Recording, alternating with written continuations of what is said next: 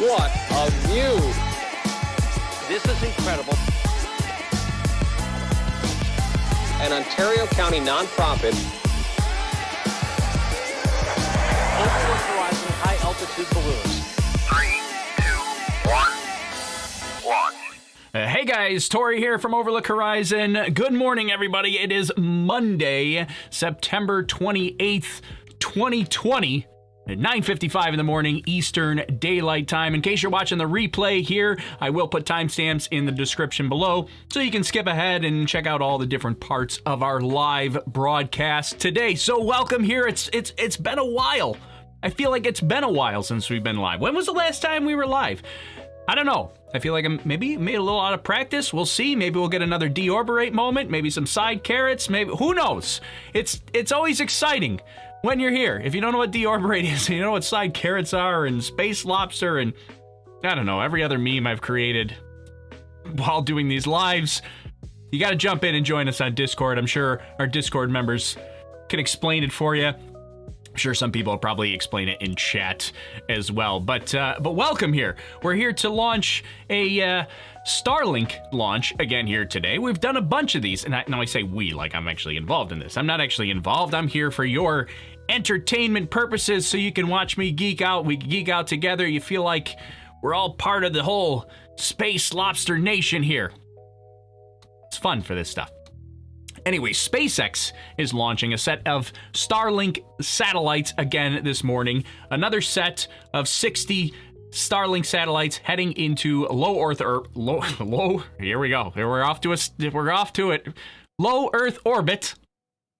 They are going to go up there to provide SpaceX's broadband high-speed internet service. Now, for anybody that is never heard of Starlink, I don't know where you've been, but that's all right. No big deal. Let's bring you into the fold.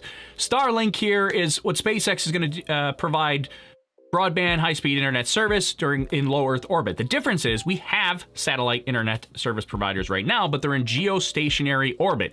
Really far out there. Means your internet speed, not so great. Really high latency or communication time to get to a satellite that's in a very, very high altitude geostationary orbit. Starlink satellites are going to be in low Earth orbit, much closer, easier to communicate with, faster to communicate with. The problem with low Earth orbit is in geostationary orbit, you only really need one satellite. It just stays up there, and it's geostationary because it stays stationary above the same point in the Earth as it orbits. So basically, the satellite is orbiting at the same speed that the Earth is rotating. So, you only really need one satellite. Starlink, when you're in low Earth orbit, they pass by much, much faster. You got to have another satellite behind it, so after that, you get another satellite that you can connect to. Anyway, so that there's going to be a lot of them. A lot of Starlink satellites, but it's going to provide that high-speed internet service, which is the big benefit to that. How many? We're looking at, just to be partially operational, we're talking like 4,000 to 5,000 satellites. Now, right now, what are we up to? Like 600 or so-ish is where we're at right now. I don't remember the exact number off the top of my head, but we're at somewhere around like we're more than 600, right? I think we're at 700-ish now. Anyways, there's a lot right now. When we get to about 800 or so, that's when they're getting some sort of operational capacity for like the US and Canada here. They're already in beta testing right now, so some people are actually beta testing the internet service, but they said they were targeting around 800 or so to get kind of partial operations here in the US and Canada. But to cover the whole globe, you're getting thousands. Eventually, you're going to get to about 12,000 would be the full constellation. And then on top of that, they're actually targeting to even potentially go to something like 40,000 someday. And they would actually have tiers. They'd have low Earth orbit Starlink satellites and maybe lower Earth orbit, even faster Starlink satellites. So there's a whole bunch of them that are going up there. And then you've also got, of course, Jeff Bezos is looking at, and Amazon looking at putting up their own satellite constellation. Is Amazon that's behind that? I know it's Jeff Jeff Bezos was doing. I don't know which company of his, but they are. There's now another satellite constellation that's looking at doing it. OneWeb talked about doing it at some point, so we could have a lot of satellites up there. Concern there, some people are like, okay, that's a lot of satellites. That's a whole bunch.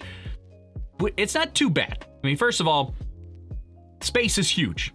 All right, so we're not going to be crashing into it. We got plenty of room to get through, to do space travel and things like that. Where it really becomes a problem is for like astrophotography, researchers trying to study the night sky, even people like me to take photos of the night sky. Like if all of a sudden you just got thousands and thousands of satellites, you're going to get streaks through your photos and stuff like that.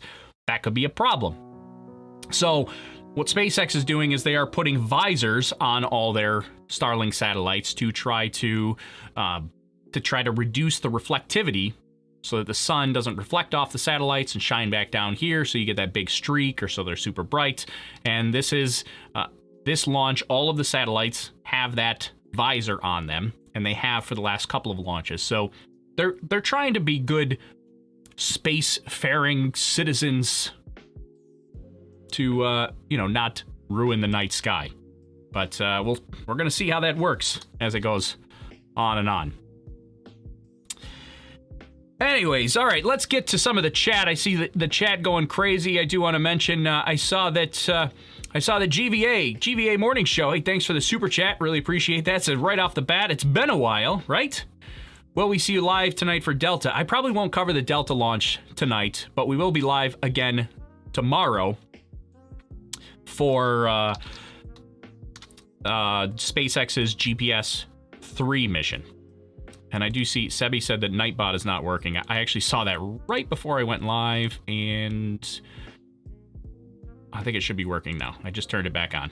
I wanted to get through my intro before I tried to troubleshoot what was wrong with Nightbot. Try Nightbot again there, Sebi.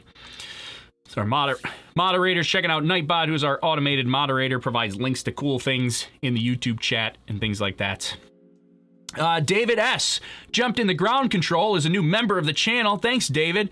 Appreciate that. He joined the members of our channel. I might experiment with this. Memberships on our channel is something new. We've always done the whole Patreon thing to get behind the scenes access and some of our exclusive footage from weather balloon flights, some of our Kerbal live streams, things like that we've done for Patreon members. But YouTube members is a new thing for us, and now you have that opportunity as well. Same thing if you're watching on Facebook. You also have the option to do Facebook fan subscriptions, and all of those help support the channel. They help me do things like this and get you behind the scenes access and access to some exclusive Kerbal live streams, which we're going to do another one here coming up soon, because it's been a while since we've done a Kerbal live stream, so we're going to do another one. We're actually probably going to do a little bit of that today. Surprise, during our wait for deployment. So thanks, David, for jumping on the membership train there. We may experiment with that a little bit today. See a little bit of venting going on. You can see the live look here from 321 launch of Launch Complex 39A. There's our Falcon 9 rocket with a whole bunch of venting going on. So we're not ready for launch yet, but we are getting there. We're getting a little bit closer. SpaceX will go live here. Where's my timer? There it is. 18 minutes. SpaceX will go live usually about 10 to 15 minutes prior to launch, so we'll get to see what SpaceX is up to. Before we get to that, though, I did say I was going to get to your comments, but I want to get to all my pre-launch stuff so you can actually see what's happening here today. Here's our launch mission execution forecast. Basically says what are the chances that this is not going to happen today due to weather. Right now, the chance of violating weather constraints is 40%, meaning we have a 60% chance of go conditions.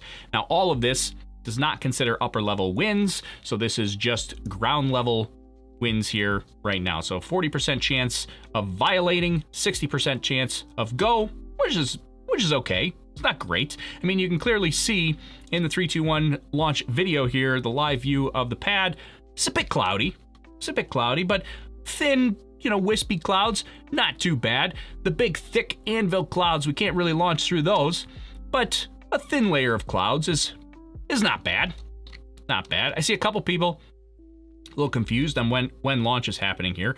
Just in case, first time here. Right up here, countdown. In case you missed it, 17 minutes. Here's all the events that are going to happen up until launch here. I'm not going to go through each one of those, but you can check and see what happens during the launch here. This is a list of basically how they prepare the Falcon 9 rockets for launch here. So they're loading things like liquid oxygen and RP1, the rocket grade kerosene, helium into it. Helium is used to back pressure the tanks. As the tanks empty, they still want to keep them pressurized, so they flow helium into there to keep them pressurized. So keep an eye out there on our events list as we go. Hey, Tom Brooks. Tom, thanks for joining the membership here. Appreciate you. Thanks for becoming a member of the channel here. We may go members only chat when we get down to launch here, about 16 minutes. We'll have maybe a brief members only chat. I don't know. We might do, not sure. I'm not sure yet. At some point, that's my plan, is like right at launch time to switch to members only chat just for a minute. Just as like a, hey, thanks for supporting the chat. And then we'll go back to regular chat, but we'll see. That's still up in the air. How many more launches are planned for Starlink? Lots. They're still targeting like 2 a month. They're trying to go 2 a month for the foreseeable future. I mean, we got to get to 12,000 satellites, and we're only at about 700 or so.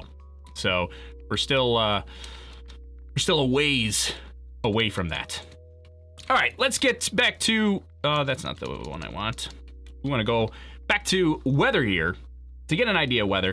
Winds right now are actually not too bad. Pretty calm for winds, 6 mile per hour. It's not bad. These are ground level winds here. If you go up, the dreaded upper level winds, a little bit higher, but still not bad. You can see the big portion of the wind stream up here, 60 mile per hour is a little bit to the north. That's just fine, won't affect launch today. It's really, remember, the rocket gets up over most of the winds pretty quickly. And so really you're looking at like a radius here that's pretty small. And we're upper level winds here, only 30 miles per hour. So upper level winds, not much of a concern. What could be a concern here, and I forget what the forecast said, was thick cloud layer rule, cumulus cloud layer rule. So obviously that cloud coverage is going to come into play here. You can see it's a bit cloudy. If they get really thick, that's where we have a problem for launch. And you can also see there's a bit of precipitation here. We zoom it in. You got some scattered showers on the radar here, right off of, here's Cape Canaveral. You've got the pad is actually up here a little ways, but you can see some showers in the area. Potential for badness, but I think we may be okay. We'll see. We'll see how it goes. Hey Jason, thanks for becoming a YouTube member. Appreciate the support there, Jason. Jumping on the membership train as well. Thank you very much for becoming a YouTube member here. Let me go through a couple more things, and then I'm gonna read through some comments here real quick. I wanted to show Starlink satellites. We talked about that coverage at the beginning. Why do they need so many? This is what they're doing. They're kind of weaving the web across the globe here so that there's constant coverage all the time. So these are all the Starlink satellites that are currently in orbit right here.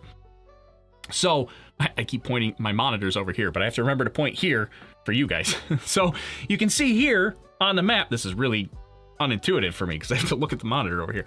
Here's the web here that you're seeing, and you can see how they're building up coverage. You get some of these paths are kind of close together. Some of them, you get these big gaps here. Obviously, they're trying to close up some of these big gaps. You can see that the gaps are even a little bit bigger on this side of the planet here versus if you go over to, where are we here in the US? They get a little bit smaller. It's not too bad. And actually, once you get up here to the peak of their inclination here, they all kind of come together because they don't cover the polar regions here. You can see there's a big gap. They don't cover the polar regions. They only go to about, 53 or 56 degrees inclination here, which is basically the highest latitude north and the lowest latitude south that it goes to. So neither of the poles are covered right now. At some point, they've talked about providing polar coverage, but we don't have that. We don't have that right now. Tom says, love to see you at the Cape live when you think it's safe. Oh, I will definitely be back. I will definitely be back. I've been itching to go back, Tom. I've wanted to go back for a really long time here, but obviously we're gonna wait it out just a little bit. But I would love to get back. I'm heading back at some point. All right, one more thing to look at before we get to launch time here, and then I'll get to your comments. But here's the hazards map. This is basically the direction that they're traveling in. So you can see the flight path here is going in this northeastern direction. You've also got the drone ship, which is the blue pin here, the drone ship, and then the green pin is the fairing catching ships that are out there to perform some recovery operations. So we are doing a drone ship landing and a payload fairing catch attempt out there. So the drone ships are in position and ready to do that recovery operation here.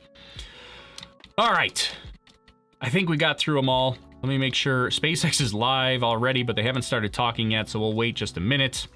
And let me jump on some comments here, see if we can read through them real quick here. A couple people want to know what the websites are. I'm not sure which one you're talking about, but they all have YouTube commands. I'm sure one of our moderators can help you out with the YouTube commands, but there's !stuff, !hazards. That'll get you to some of the maps that I'm using. Those commands only work in YouTube chat. So if you're on any of the other platforms, they don't work there.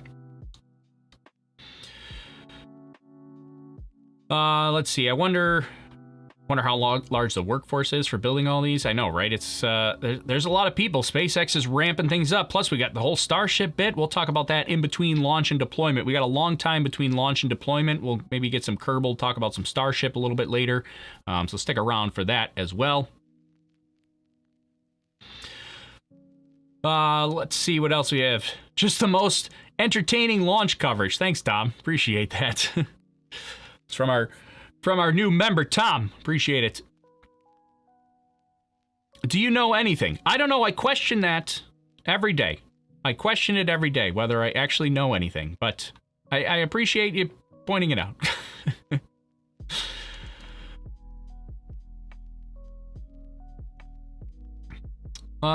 Let's see. Let me go to some Facebook comments here. Are the drone ships military or commercial? The drone ships are private. It's a private company that provides the drone ships. They are not military. So the drone ships are, God, I'm gonna blank on the company name. It's Go.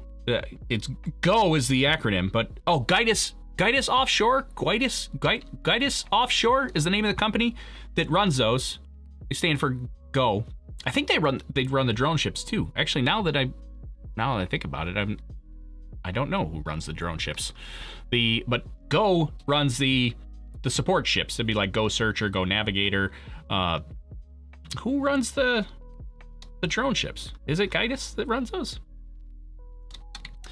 All right. I see SpaceX is live, so we probably ought to switch over to them and get a little input. No, I don't want that one. I want this one, and I'll adjust my count so it matches theirs. And let's turn them up and listen in. Oh, we need way more volume than that. Hold on. Let's get some volume up here. Today's mission will be a bit longer than our recent Starlink so missions. Quiet. We will be lighting our second stage twice and deploying the stack of 60 satellites at about an hour into the mission. By deploying our satellites after 2 second stage burns to a circular orbit, it helps to get them to their final orbit much faster. We are at T-minus 8 minutes and 17 seconds. All systems are go for an on-time liftoff this morning. Now, but we are currently no-go for weather, which is a watch item. Oh, no. On your screen is a live view of Falcon 9, our 2-stage liquid-fueled launch vehicle standing 229 feet tall, or slightly taller than a 21-story building. Today, this booster will be flying for the 3rd time. It made its debut on our Commercial Crew Demo 2 mission at the end of May, which sent Bob and Doug safely on their journey to the International Space Station, and it flew again in July for the Anasis 2 mission. The bottom 2/3 of the vehicle is the first stage. You can see the soot markings left over from its previous flight. The first stage accelerates the vehicle through the Earth's atmosphere into space with the help of 9 Merlin engines at the base of the rocket. Today, we will be attempting to recover our first stage for the 3rd time on our drone ship, Of Course I Still Love You. Now above the first stage is the second stage, which has a single Merlin vacuum or MVAC engine, which ignites after the first stage separates. The second stage is what will carry the Starlink satellites into a circular orbit above the Earth's surface. Falcon 9 has been loading propellant since T-minus 35 minutes. As a reminder, we use a rocket-grade kerosene, or RP1, as our fuel, and super-chilled liquid oxygen, or LOX, as our oxidizer to power the Falcon 9. Currently, RP1 and LOX are nearly fully loaded on both stages, and LOX will continue to be topped off right into the last minute of the countdown. The stack of 60 satellites is safely enclosed inside of the 17-foot diameter payload fairing, which is the pointed cone on the very top of the rocket.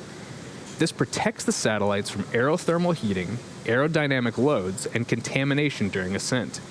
Once we reach the vacuum of space, we will jettison the fairing as the second stage continues on its journey to orbit. One of the fairing halves today is brand new, and the other supported 2 previous Starlink launches, one in May 2019 and the other in March of this year. We will be attempting to recover them today using our recovery ships Miss Tree and Miss Chief. At about 2 minutes before the fairing halves are expected to land, the team will conduct a go, no-go poll for the catch. The weather is an important factor in the decision as it impacts the sea states for the recovery boats as well as how the fairings fall back to Earth. Now, as a reminder that I mentioned earlier, weather currently is no-go. We have some thick clouds in the skies above our launch pad, and we're worried about how that might impact Falcon 9 as its ascent.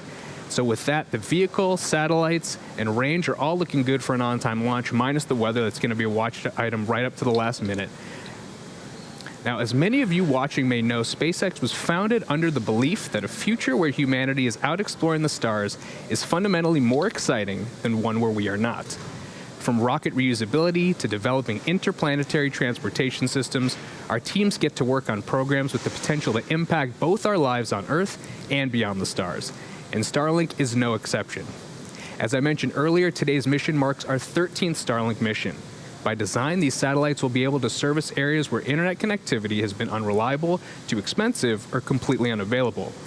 This kind of network has never been done before, and our team continues to grow as we get closer to this goal. Specifically, the Starlink team in Redmond is looking for great engineers to join our network operations center. It looks like a little UFO there just sitting on people's houses, right? That's the Starlink satellite dish. Of course, I'm in the way there. We don't need that replay text. We're also looking for full-stack software engineers. Starlink is an incredibly flexible system. This is their sale. I'm going to take this minute. Their sales pitching here to become a member of their team, and I'm going to take a second to just talk real quick because right now they've said they're no go for launch, but they'll probably go. They'll usually wait until about T-minus 1 minute or so before they make that call. Sometimes 14 seconds from liftoff. Sometimes 30 Falcon 9 seconds. is now moving into the final stages of the countdown. The first and second stages are both nearly fully loaded with 1 million pounds of kerosene fuel and liquid oxygen. Super chilled liquid oxygen, which as I mentioned earlier is our propellant oxidizer, is what's creating those white clouds you see around Falcon 9 when it's exposed to the warmer ambient air. First stage should finish prop loading at T-minus 3 minutes, and second stage will be a minute behind that at T-minus 2 minutes. At T-minus 60 seconds, Falcon 9 is in startup. This means that the rocket's autonomous internal flight computers have taken over the launch countdown. Does look very cloudy. The Starlink payload continues to be healthy. The F9 team is tracking no issues on the rocket. Weather, again, still questionable and no go, but the range is green for launch. Range is green, but weather is red. Weather's no go. So they'll make that decision here right at the last minute because they really they just need a small hole to get through the clouds. Boy, those birds are going to be surprised in a couple minutes if they don't get out of there. So they really just need a small You can notice on your screen above Falcon 9 that we are looking at some pretty cloudy skies, and so we are still no-go, but hoping we get a little clearance right at our launch window so we can thread the needle, as they say. We're just under a minute away from LOX loading completion, and then 30 seconds after that, we would expect to see that white cloud that common viewers are used to seeing of the transporter erector LOX line. So a couple people say, why wouldn't we just wait for the clouds to leave? They have to hit a certain orbit. Remember, the Earth is spinning, and they have a small window there that they if they don't hit it, they're going to spin right past it. 20 seconds from now, we should complete LOX loading. They also have, there is a window here. It's not an instantaneous window, but the window is so small, it's only like 20 minutes or so, that once they commit to fueling, if they miss the window, there's not enough time for them to recycle in the count to actually still hit the window. LOX loading is complete on the vehicle. So it takes them about 15 or 20 minutes to recycle if they have to hold the count, and because it's only a 20-minute window, there's not enough time to recycle the count if they miss it. So for all intents and purposes, this is pretty much treated like an instantaneous launch window. They have to launch at this time, otherwise it's not happening. You can see the prominent white cloud venting from the transporter erector LOX line. Again, this is normal. This is the last this is ground gas closeout, the final big vent. We are 20 seconds from entering startup. Here's where we'll get a weather call, maybe at 1 minute, maybe at 30 seconds. So right between 30 Again, seconds, reminder, and 30 seconds and a minute. We are still no-go on weather for this launch. Still no-go. We might have a scrub. We might have a scrub. Let's hear it.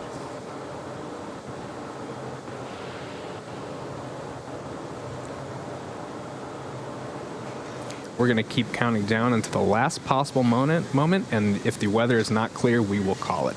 So sit tight. Hopefully we can make this one happen today.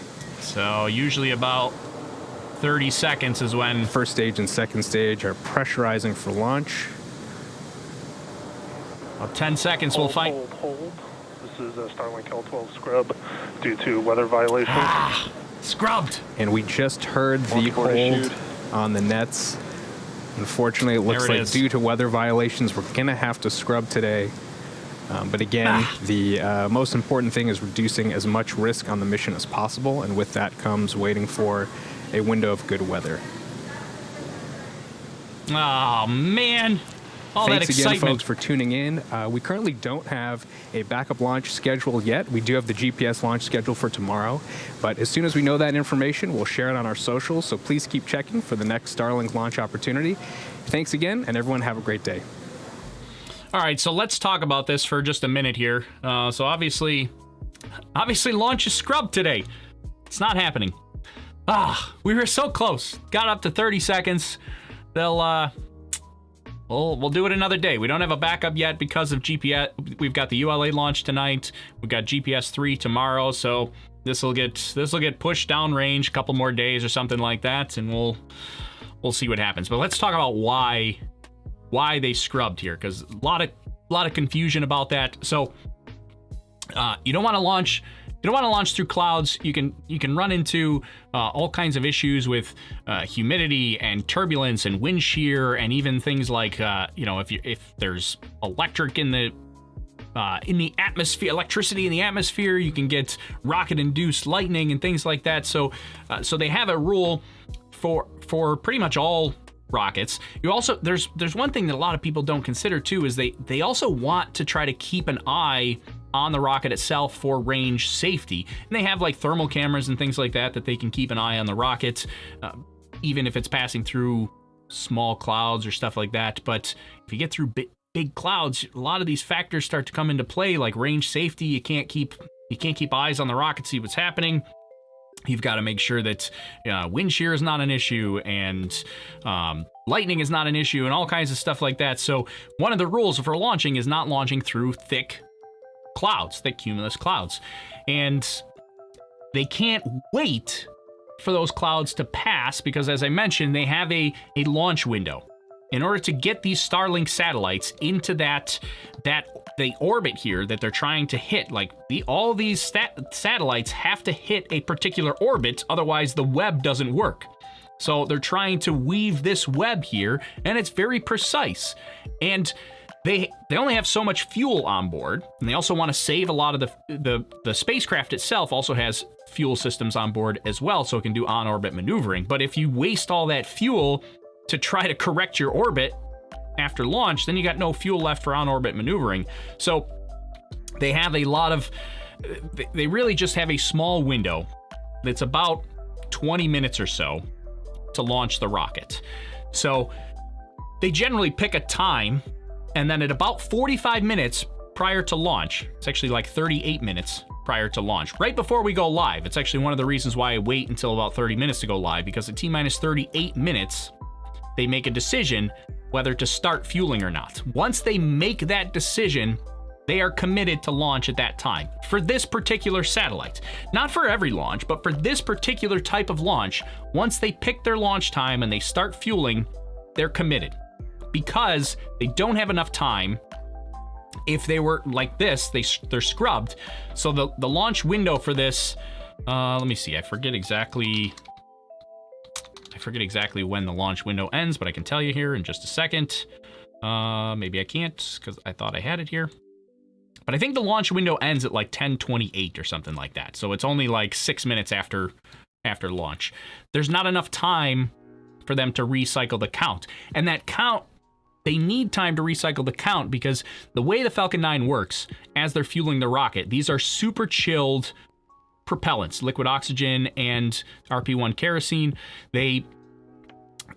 This launch is very, very choreographed in the sense that they know that once they start pumping liquid oxygen, super chilled liquid oxygen into the tanks, it's very, very, very cold. They know it's going to heat up.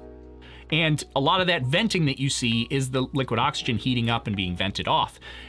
They know that's going to happen, and they keep filling more in.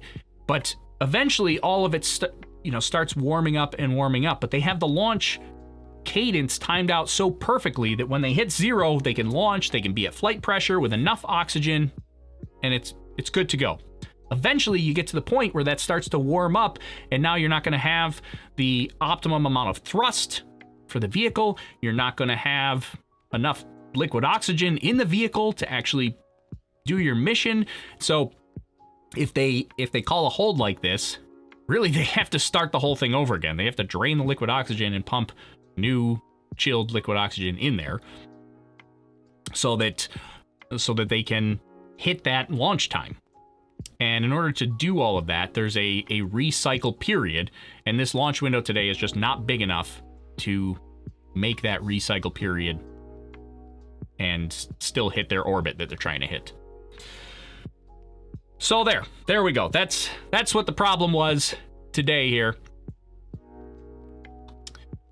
Let's go. I feel like I haven't read a ton of comments here today, so let me go through and look at comments. I'm gonna look at the Facebook side here real quick. Will they be able to pull the fuel back off and reuse it? Not all of it, but they will. They do pull a lot of it out of the rocket. A lot of it does obviously boil off there, which is the venting that you see as it warms up. That's lost. They don't get that back. Let's go over to the YouTube side here. When's the rescheduled launch? We don't know yet. It'll probably be a couple days from now. Probably not until Wednesday, Thursday, Friday, I'm guessing. Is this the 4th canceling? This is the first time they started fueling and scrubbed, but they did scrub right before fueling just a couple of weeks ago. Was it a couple of weeks ago? Or just a couple? I can't remember what the day was. I don't know. All the days are blending together these days. Weather was way too cloudy. Yep. Why do they have to stick to a launch window? It makes no sense. Well, like I said, they're sticking to the launch window because they're trying to weave this web.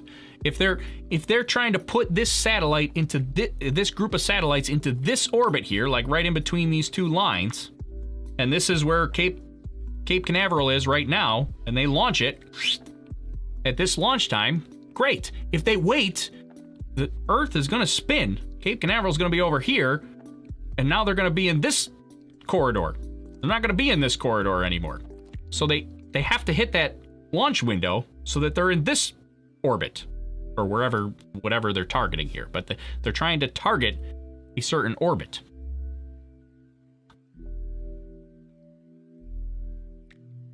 And that's especially important. Sometimes you have really large launch windows. It's not every rocket launch that you have these small launch windows. It's just this one in particular because the nature of this constellation of satellites means that satellites have to be in very precise spots.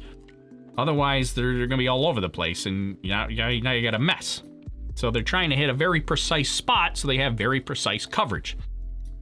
Some launches have like hours and hours of launch windows. Some, like if you're going to the International Space Station, and also depending on the vehicle and the capabilities of the vehicle, but like the International Space Station for the Falcon 9 has a 1-second launch window, like pretty much instant. Gotta launch. So that's like a 1-second launch window, and that's because you're trying to catch another object that's orbiting above you. So those are very, very small launch windows. Others can be a couple hours.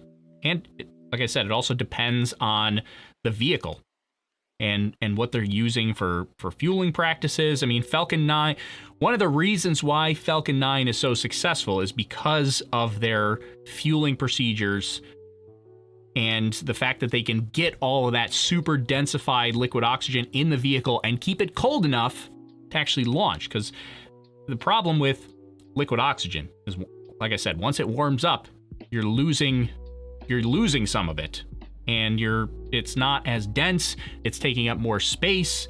It's not as much in the tank anymore, and you need as much as you can in the tank. One of the ways to combat that is to put a whole bunch of insulation on the side of the rocket to make sure that none of that cold gets out and it doesn't heat up. But now you've increased the weight of the rocket, and you get into this weird situation where all of a sudden you're packing on tons and tons of insulation just to keep your stuff cold, and now you need more stuff because now you got all this insulation weight. So it's a very delicate balance.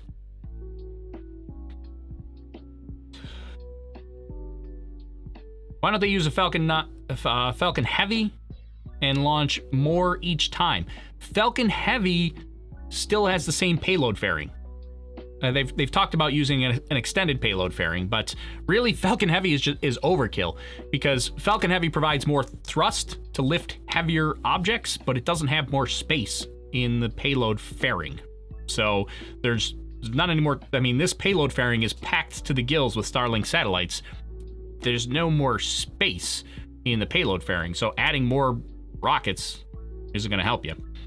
They've talked about using an extended payload fairing, but that's still only going to give you a couple more satellites, and to have a Falcon Heavy do that is kind of overkill. Falcon Heavy is really good for like geostationary transfer orbits, geostationary orbits, interplanetary orbits, things where you have to send stuff far away. This is going to low Earth orbit, and the Falcon 9 itself is perfectly capable of sending all of these satellites into low Earth orbit. Now, you talk about something like Starship.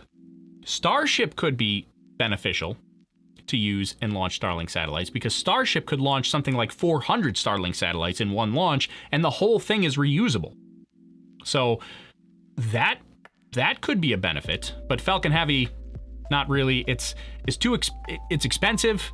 It doesn't really give you much benefit. So it's just not.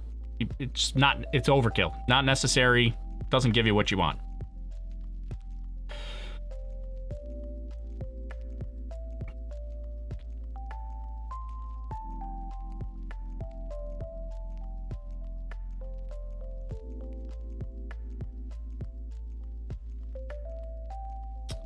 Well, John says, well, at least we have Tori, who's about as entertaining as a lot.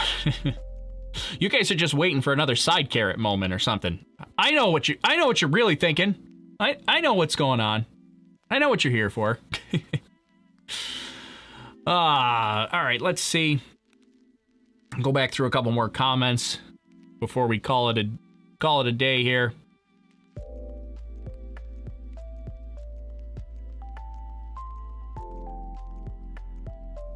Jason says, more time for KSP. We might do some KSP. Maybe later today we'll do some KSP for Patreon and YouTube members. We'll do some KSP a little bit later. So consider supporting the channel on Patreon. Maybe become a YouTube member. And we'll maybe try to do some KSP. I know we're going to do a KSP stream, like a bigger KSP stream. I'm trying to set up a time to do that. Might actually do that this weekend. Was considering doing that this weekend. It's having a fun Kerbal hangout where we get everybody to just chat along and have some fun. So consider if you're into it.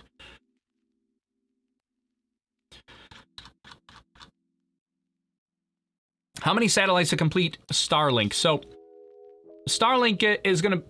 It's a hard answer to give. They're in beta testing right now with about 700-ish satellites. They're trying to get to 800 to provide, some sort of coverage to US and Canada. 4,000 to 5,000 would provide like somewhat decent worldwide coverage. 12,000 is like full coverage. That's their goal. And then 40,000 is like full coverage, on-orbit spares, and tiered networks where you have some faster, some slower.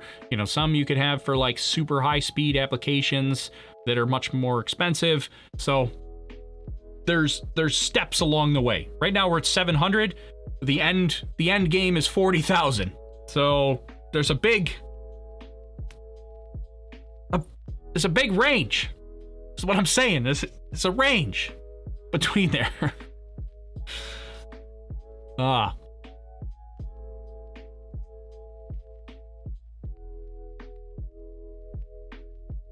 What happens to the second stage after launching the satellite bundle? So that for this particular launch, second stage would actually do a deorbit burn, otherwise known as a deorberate is what we call it around here. Deorberate. It's not very loud. Deorberate. There it is. It's gonna deorberate. There you go. It's gonna deorberate. There. It's gonna deorbit. And I don't know if I have it. There it is. Here's the hazards map that shows the let's get you on so you can actually see it a little bit bigger. Here's a hazards map that shows where the second stage debris is going to re-enter. They don't recover the second stage. It's coming in way too fast to recover. Breaks up. It's destroyed right here, and that's where the debris. It's going to deorberate. Is going to deorberate. It's going to deorberate. Right, exactly. That's what I said. It's going to deorberate. Okay. Anyways, so that's what happens to the second stage there. Sometimes, and that's not every launch. That's pretty much what they do for Starlink satellites pretty consistently. But for some launches, especially if you're going to like geostationary orbit or geostationary transfer orbit, they'll actually put the satellite into a disposal orbit, which is basically a designated. Sometimes they can put it. They'll eject it into like heliocentric orbit, which is like sun-centered orbit. Instead of orbiting the Earth, it's going to orbit the sun. They basically escape Earth's gravity and they just orbit the sun, just out there. Some are in a disposal orbit around the Earth that are basically just junk. It's not great, but sometimes we don't have an option. So yeah, sometimes it turns into space junk. I mean, technically the ones that are in heliocentric orbit are space junk too. They're just so far away that we don't care about them. But, 1,000 years from now, people might be looking back at us and be like, those people in the 2020s are just throwing their space junk around. It might be a thing. But right now, it's not a big problem, but it's not really a great way to look at it. I mean, realistically, like we should try to deorberate all of them. Orberate. It's gonna deorberate. Right. We should deorberate as much as we can. Really, it keeps the space lobster happy. Space lobster ate the T-Teb. That's the answer. Okay. Anyways, just having fun with my soundboard now. Let's go back. Let's see a couple more comments, and then I guess we're gonna end it because it was a big letdown. No launch today. How much latency will Starlink have once fully deployed? Well, already Starlink latency is like 20 milliseconds. So if you know anything about internet communications, 20 millisecond latency is great. Geostationary satellites, which is our existing satellite internet that's way out there. I think geostationary satellites, I want to say the latency is like 800 milliseconds.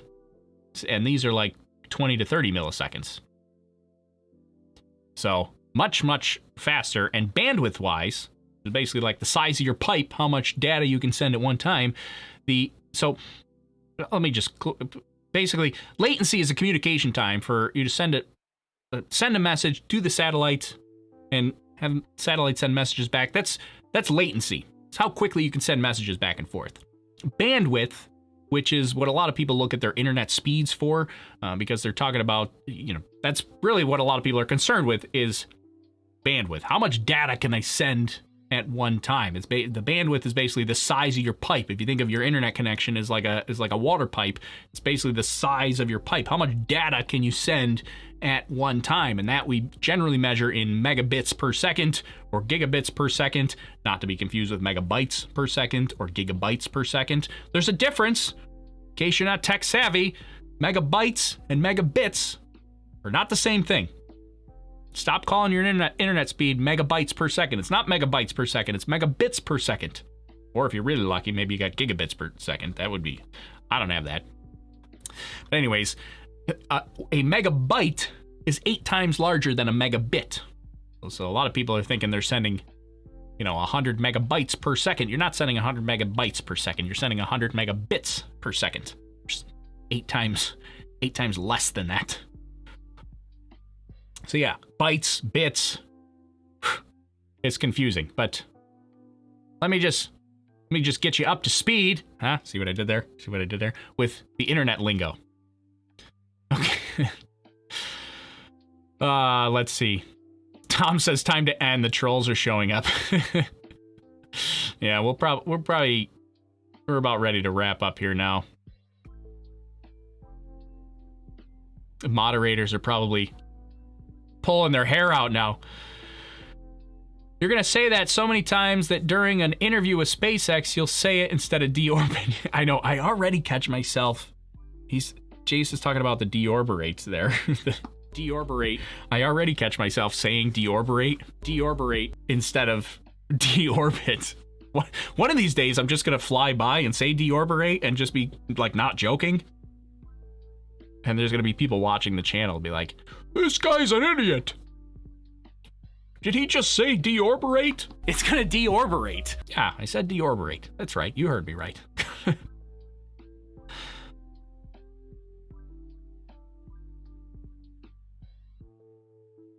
Let's see. Oh, there you go. Chusicon, one of our moderators, says the big benefit is latency between distant countries will drop dramatically. That's a good point, too, from Chusicon, is your latency, not only just latency to communicate with a satellite, but latency to get across the world. These satellites are going to have, like, laser interconnects as well. So your ability to communicate to the other side of the globe will be super fast as well.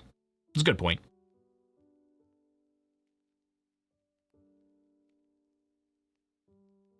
Let's see. When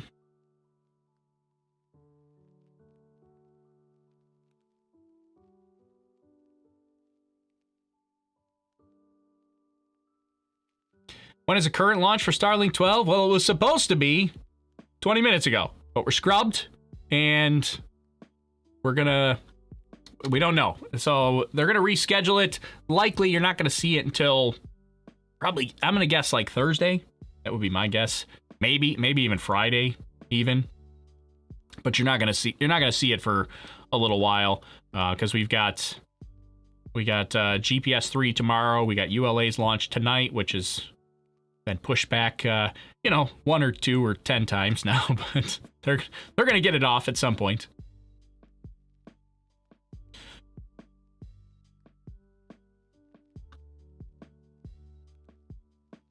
Suzanne says no earlier than the 1st of October. Yeah, that would be Thursday. So yeah, that's what I would guess as well. Why is that? So we had to scrub for weather today. Too much cloud coverage. Thick cloud coverage. You can actually see here.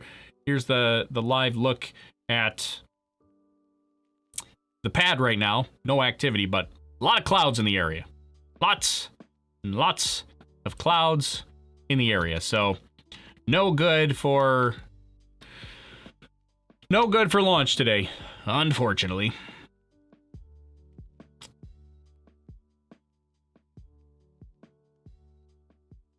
Sounds like rocket science to me. Well, of course it's rocket science, Abby. I know, right? Sometimes it gets a little bit confusing. Launch is aborted, yes, or as we say, scrubbed. Yes, it is aborted, scrubbed.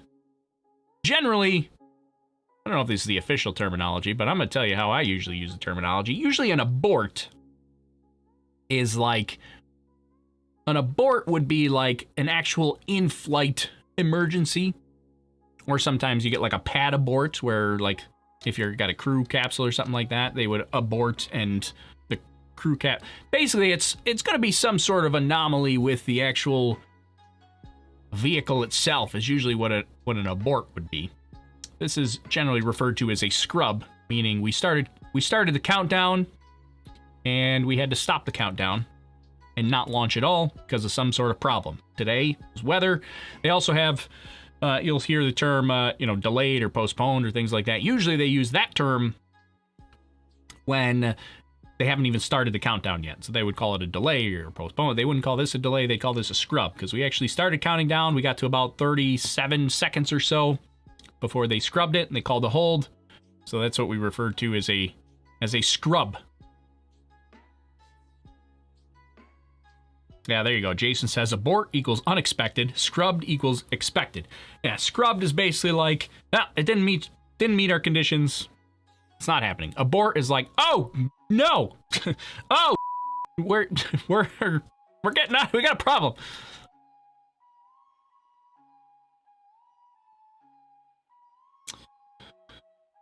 Last time it was weather too. What's the last time for weather? I can't even remember. It was so long ago.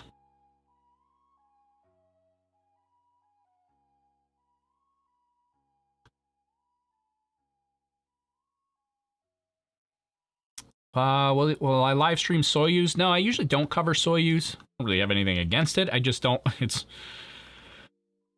I can only do so much, but I'm not planning to cover Soyuz. But we probably, if you want to jump in our Discord, you want to become a Discord member, chat in between launches and things like that. Becoming a Discord member is free. There's no cost or anything like it. You just click on the Discord link. Make sure you got to set up a Discord account. You can chat with us in between launches. So if you want to chat in between launches, we'll chat about Soyuz, I'm sure. Share some pictures. Share some stuff you're working on. Some people share they got some model rockets and things like that they've been working on. I always love to see that kind of stuff.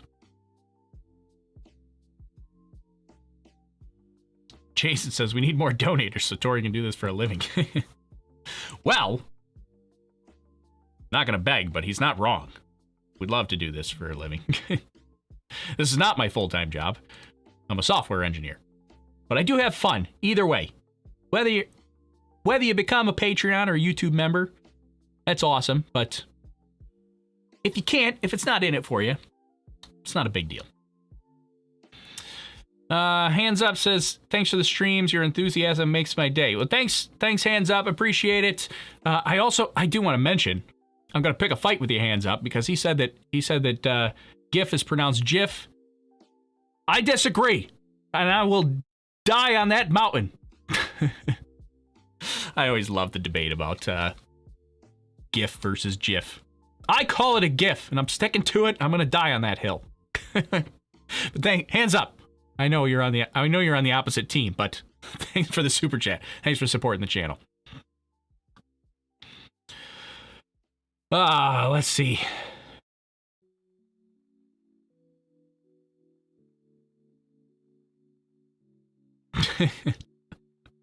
Everybody's gonna weigh in on the GIF versus GIF debate. All right, well, we probably ought to wrap up because we don't have a launch here today. So I think this is about where we ended here. I'm gonna end it here. I'll probably go jump over on Discord and say hello for a little bit, and then we'll set up whatever the next event is. Well, actually, the next launch is gonna be GPS 3 tomorrow. I'll schedule an event. It's tomorrow night, like almost 10 p.m. Eastern time, a little before 10 p.m. Eastern time tomorrow, which is, what is that, 0200 UTC, or no, midnight UTC, 00 UTC, right? No, 0200. I was right the first time. Sorry, math in my head. Anyways, I have a math degree. You would think I could do that in my head.